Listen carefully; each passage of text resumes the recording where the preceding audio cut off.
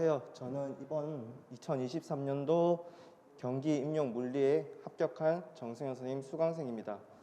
지금부터 경기물리 합격 사례 발표 시작하도록 하겠습니다.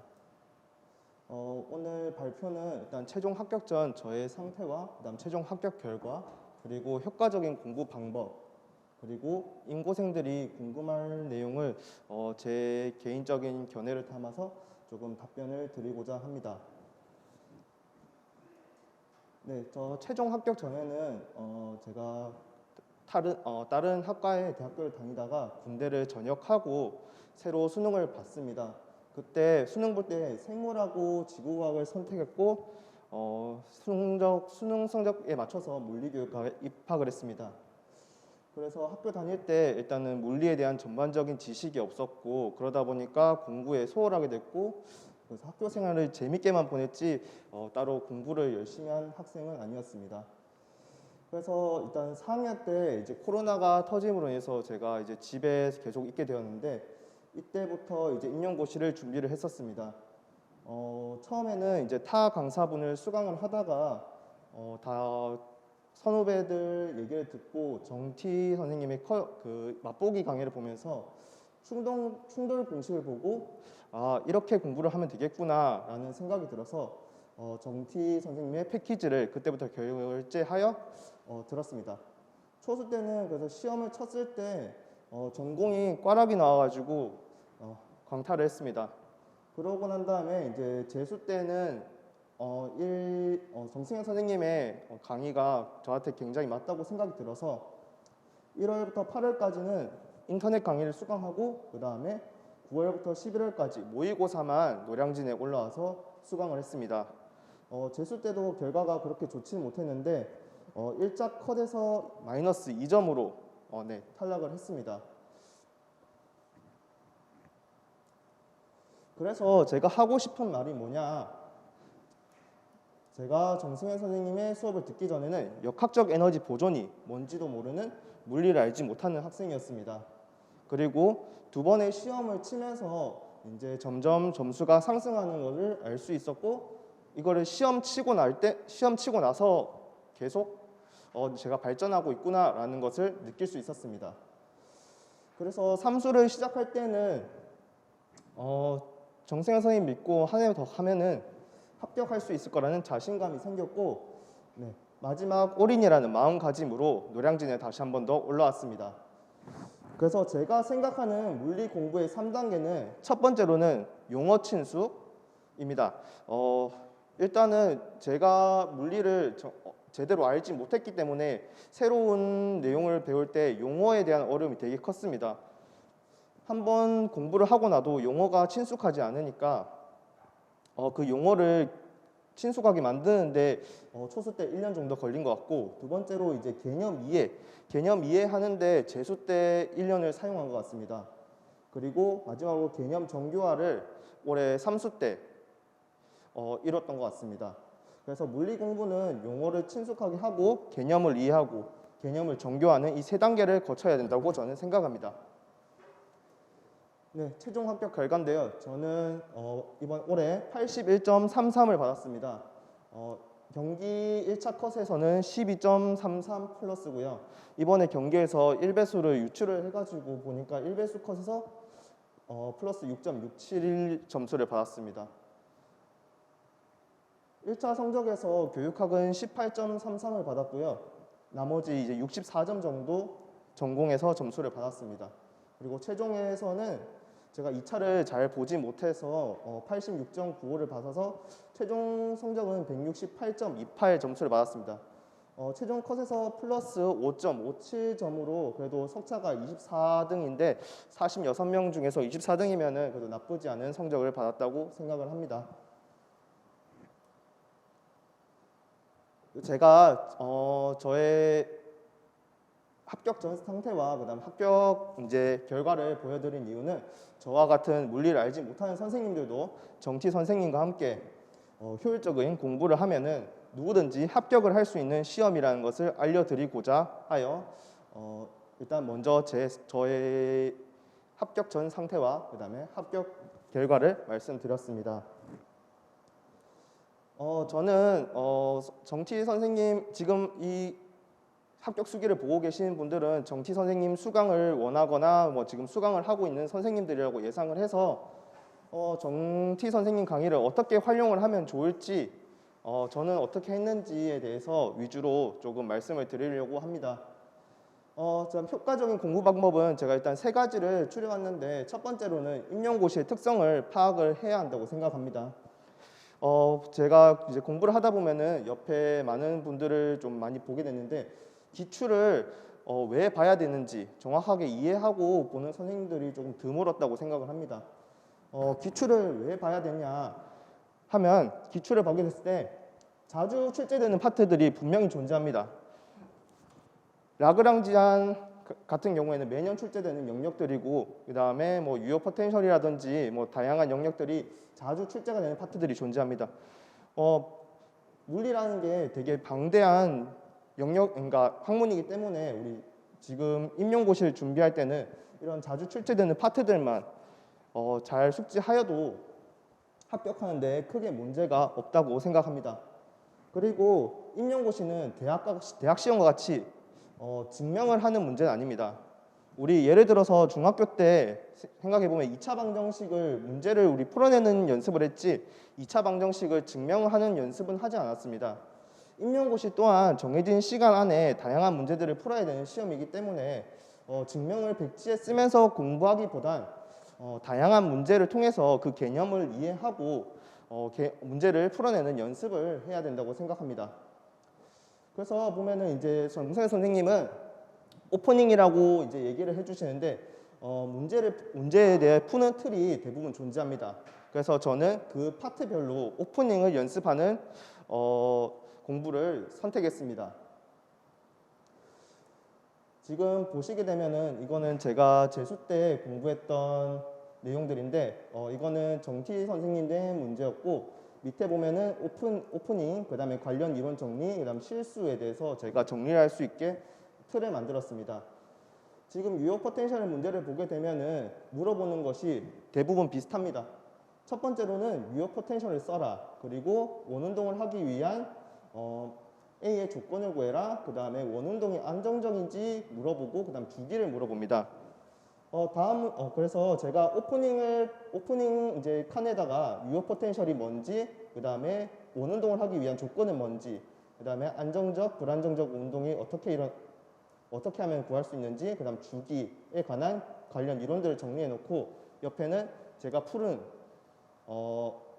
과정들을 정리해 두었습니다. 그래서 복습할 때 제가 만약 풀지 못하면 다시 한 번 더 이 노트를 열어보고 복습하는 용도로 썼습니다.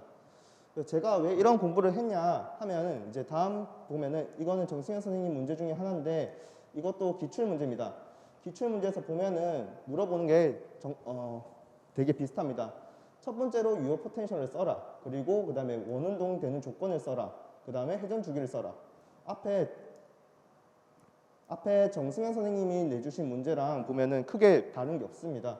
그래서 정승현 선생님이 주신 문제를 바탕으로 오프닝을 연습하고 관련 이론을 정리하고 그 다음에 푸는 방법들을 몸에 체화시킨다면은 매우 효과적인 공부 방법이 될 거라고 생각합니다. 이거는 제일 최근 기출 문제인데 이거는 이 문제에서는 유효 포텐셜을 미리 줬고 그 다음에 물어보는 게 원궤도의 반지름 구하는 거, 그 다음에 그리고 감마에 0이 들어갔을 때 반지름, 그 다음에 크기를 비교하라. 아까 정승현 선생님 주신 문제에서 큰 틀을 벗어나지 않는 유효 포텐셜 문제였습니다. 그리고 추가적으로 제가 당부드리고 싶은 말씀은 정티 선생님의 문제도 매우 많다고 생각합니다. 정티 문제에 대해서 완전한 이해 전에 수능 특강이라든지 퍼펙트 물리라든지 서웨이 등 전공체계 문제를 풀려는 노력은 지향하시는 게 좋을 것 같습니다. 저는 정티 선생님의 문제만 한 문제당 10번씩 풀어볼 정도로 많은 복습을 했고 그 복습이 일어나니까 올해 삼수 때는 다른 문제를 풀 때도 정티 선생님의 문제들이 떠오르고 그 문제들을 이제 조금 활용해서 다른 문제들을 푸니까 매우 효과적이었다고 생각합니다. 넘어가서 그리고 두 번째로는 암기할 내용을 정확히 암기하자입니다. 지금 임용고시든 정치선생님 기출 모의고사 문제든 공식으로 쉽게 해결할 수 있는 문제들이 매우 많습니다. 예를 들면은 충돌이라든지 축전기, 그다음 비호사발 등 공식을 썼을 때 다른 사람보다 적어도 한 3, 4분은 아낄 수 있는, 2, 3분 아낄 수 있는 그런 문제들이 매우 많습니다. 이런 문제들을 이제 빠르게 풀고 조금 생각해야 되는 문제들, 그런 것들을 조금 더 시간을 더 투자해서 문제를 풀게 된다면은 좀 더 효과적인 문제 풀이가 될 수 있을 것이라고 생각합니다. 그래서 승현쌤 강의를 들어보면 아시겠지만 승현쌤이 꼭 이거는 외워서 풀어라 라고 하는 문제들은 진짜 외워서 풀었으면 좋겠습니다. 그거에 대한 예를 제가 들고 왔는데 이번 기출 문제인데 정치쌤이 내주신 문제랑 거의 한 99% 똑같다고 볼 수 있는데 지금 여기 전기 용량 구하라는 문제가 있고 그 다음에 에너지, 그 다음에 힘, 크기와 방향 이렇게 구하라고 있습니다. 보시면은 여기서도 축전기 전기 에너지를 구하라 했고 그 다음에 힘의 그 다음에 Q 전하량 구하라 했고 그 다음에 힘의 크기와 방향 구하라 했습니다. 크게 다른 문제는 없습니다. 그래서 평행판 축전기의 공식을 정확하게 외우고 그 다음에 전기 에너지든 그 다음에 힘의 크기든 방향이든 그리고 정승혜 선생님이 수업 시간에 항상 이 방향은 인력이기 때문에 안으로 들어간다. 이거를 매번 강조하셨는데 이번에도 이 문제가 나와서 쉽게 풀고 넘어간 기억이 있습니다. 그리고 세 번째로는 모의고사를 실전처럼 연습하자입니다. 저는 모의고사를 매번 이제 직강을 와서 들었는데 정치 선생님의 모의고사는 질이 매우 높다고 생각합니다. 올해 제가 시험장에 들어갔을 때 시험지를 한번 이제 받자마자 검토를 했을 때 이거 정티가 낸 문제가 아닌가 할 정도로 저는 이번에 체감이 그렇게 느껴졌고요. 정티 선생님이 6월 그 다음에 실전 모의고사 6회, 통합 모의고사 4회 총 11회의 모의고사를 제공하는데 그 모의고사들만 잘 활용을 해도 실전에 나가서 좋은 결과를 만들 수 있는 바탕이 될 것이라고 생각합니다.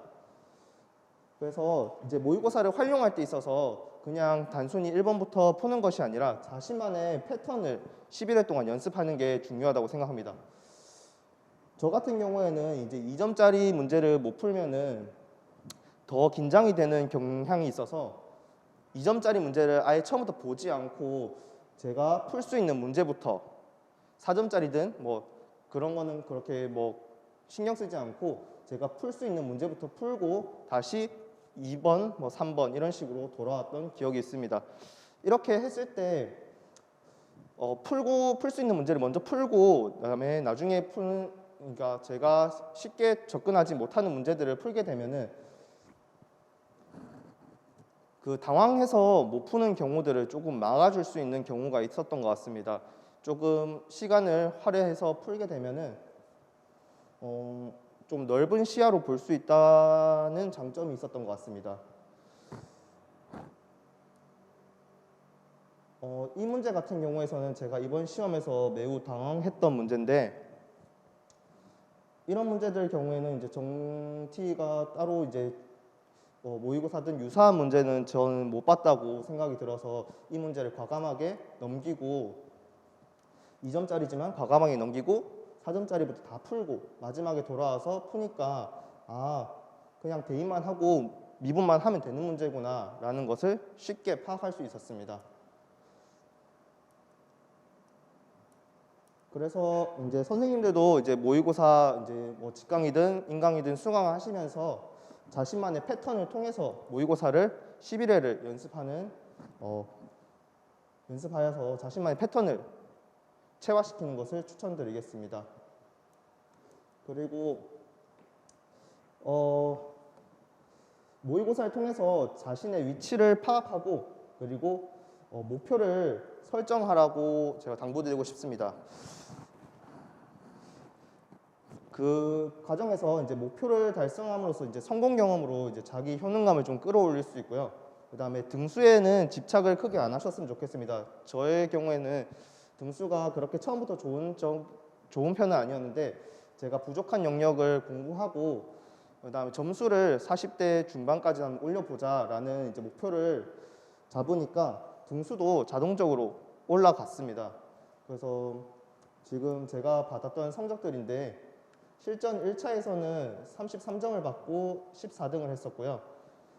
근데 이때 보면은 이제 역학이 부족하다는 게 딱 보이죠. 그래서 역학을 위주로 조금 더 복습을 했습니다. 그래도 점수가 막 그렇게 크게 변화는 없었는데 이제 점점 이제 실전 3차에서는 40점. 그래도 등수는 뭐 크게 변화가 없지만 그래도 40점이라는 점수를 받고 지금 이제 40대에 진입을 했다. 그래서 점점 성장하고 있구나라는 것을 느낄 수 있었습니다. 그리고 이제 실전 5차에서는 이제 47점을 받았었는데 이때 이제 처음으로 1등을 하였습니다. 선생님 카페에 보니까 1등은 몇 점을 받아야 하나요? 라는 이제 문의가 많길래 제가 일단 이거는 1등은 한 47점에서 50점 받으면 할 수 있을 것 같다라고 답변을 드릴 수 있을 것 같아요. 그리고 실수 노트를 꼭 작성드리라고 말씀드리고 싶은데 모의고사에서 실수하는 부분만 줄여도 작게는 5점, 크게는 10점까지 오를 수 있다고 저는 생각하기 때문에 실수 노트를 꼭 작성하여서 실전에서도 실수를 하지 않도록 하는 대비가 필요하다고 생각합니다. 그래서 이제 효율적인 공부 방법에 대해서는 여기까지 말씀을 드리고요. 그 다음에 이제 인고생들이 궁금해할 내용을 제가 한번 생각을 해봤는데 스터디는 필수인가요? 라고 질문을 하시면은 저는 스터디는 필수라고는 생각을 하지 않습니다. 사람마다 공부하는 스타일이 다 다르기 때문에 자신의 스타일대로 맞게 하면 된다고 생각합니다. 저는 작년에 했던 스터디인데 첫 번째로는 이제 캠 스터디가 있습니다. 공부를 할 때 혼자 하는 것도 조금 외롭고 해서 이제 대학교 다녔던 친구들이랑 4명에서 구름이 캠 스터디를 이용해서 캠 스터디를 했습니다.